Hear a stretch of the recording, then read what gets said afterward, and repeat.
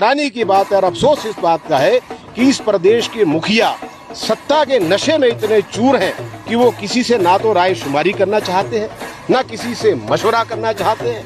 हमने कहा कि आप हिमाचल प्रदेश के पूर्व कर्मचारियों की जेसीसी की बैठक बुलाइए, तमाम संगठनों को बुलाइए, बैठ के चर्चा करेंगे। ये प्रदेश जितना उनका है उससे ज्यादा हमारा भी है।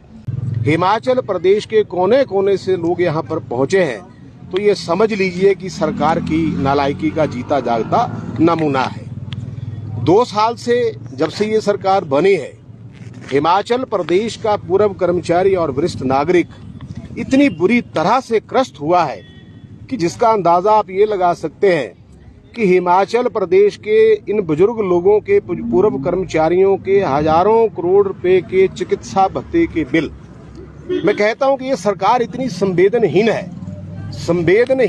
हीनता की प्रकाष्ठा को भी लांघ चुकी है। बहुत हो चुकी अपीलें और दलीलें, बहुत हो चुकी अपीलें और दलीलें और याचनाएं, अब कुछ कर गुजरने का वक्त आ गया है। मिटा सके जो हमको ये उनमें दम नहीं, मिटा सके जो हमको ये उनमें दम नहीं, हमसे हैं वे, हम उनसे नहीं। याद रखना उनको कराने का साथियों वक्त आ गया है। इस गलतफहमी में मत रहना कि हम कुछ कर नहीं सकते, हम वो कारवा है जो तूफानों का भी रुख बदल सकते हैं।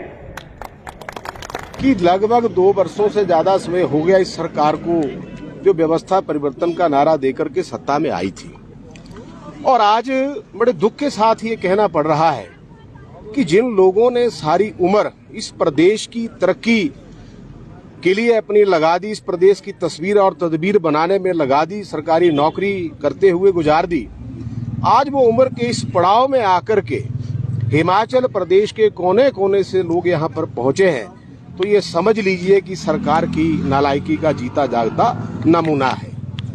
2 साल से जब से ये सरकार बनी है, हिमाचल प्रदेश का पूर्व कर्मचारी और वरिष्ठ नागरिक इतनी बुरी तरह से ग्रस्त हुआ है कि जिसका अंदाजा आप ये लगा सकते हैं कि हिमाचल प्रदेश के इन बुजुर्ग लोगों के पूर्व कर्मचारियों के हजारों करोड़ रुपए के चिकित्सा भत्ते के बिल, मैं कहता हूं कि ये सरकार इतनी संवेदनहीन है, हीनता की प्रकाष्ठा को भी लांघ चुकी है कि जीवन में बाकी चीजों की चर्चा तो मैं बाद में करता हूं। सबसे पहला विषय तो यह है कि जिन लोगों को इस उम्र में बीमारी के लिए दवाई की जरूरत है, इलाज की जरूरत है, लेकिन इस सरकार ने पिछले 2 वर्षों से 1 भी रुपया हिमाचल प्रदेश के पूर्व कर्मचारियों को चिकित्सा भत्ते के रूप में नहीं दिया।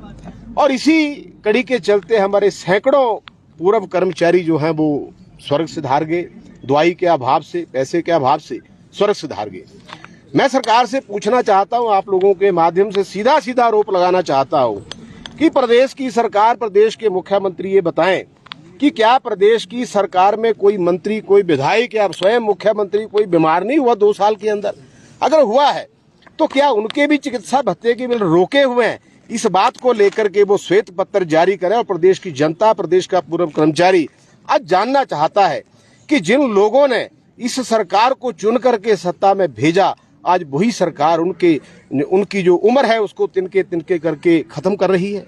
हजारों करोड़ रुपए का हमारा एरियर पे कमीशन का वो सरकार के पास पेंडिंग पड़ा है। पिछली सरकार जब सत्ता में थी, हम आज भी धन्यवाद भी करना चाहते हैं, उन्होंने कम से कम 50,000 रुपए की एक किस्त प्रदेश के तमाम पूर्व कर्मचारियों को दी।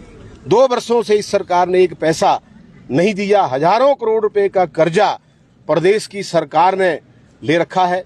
हम तो ये जानना चाहते हैं आपके माध्यम से कि प्रदेश की जनता भी जानना चाहती है कि हिमाचल प्रदेश का ये हजारों करोड़ रुपए का जो कर्जा लिया वो गया तो गया कहां? आज सरकार कहती है कि वित्तीय परिस्थितियां हमारी खराब है। वित्तीय परिस्थिति खराब क्यों नहीं होंगी? एक मंत्री, एक गाड़ी उसकी, एक गाड़ी उसके स्टाफ की, एक गाड़ी उसकी बीवी की, एक गाड़ी उसके बच्चे की।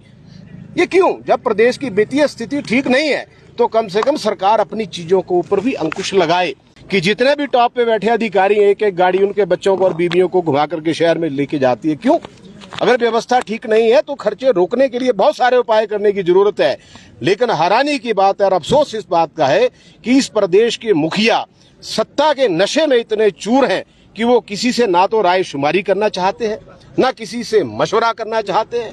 हमने कहा कि आप हिमाचल प्रदेश के पूर्व कर्मचारियों की जेसीसी की बैठक बुलाइए, तमाम संगठनों को बुलाइए, बैठ के चर्चा करेंगे। ये प्रदेश जितना उनका है उससे ज्यादा हमारा भी है और हमारा ये मानना है कि सबसे पहले हमारे लिए देश है, प्रदेश के बाद हमारे लिए हमारे हक हैं। लेकिन जब कोई बात ही नहीं करना चाहता है, इस नशे में चूर है कि सत्ता में विराजमान है, तो आज मैं इस बात का ऐलान यहां से करना चाहता हूं, जब प्रदेश का वरिष्ठ नागरिक जाग गया है तो आप देखिए आने वाले समय में होता क्या है, सरकार कितने दिन टिकेगी ये तो भविष्य के गर्भ में है।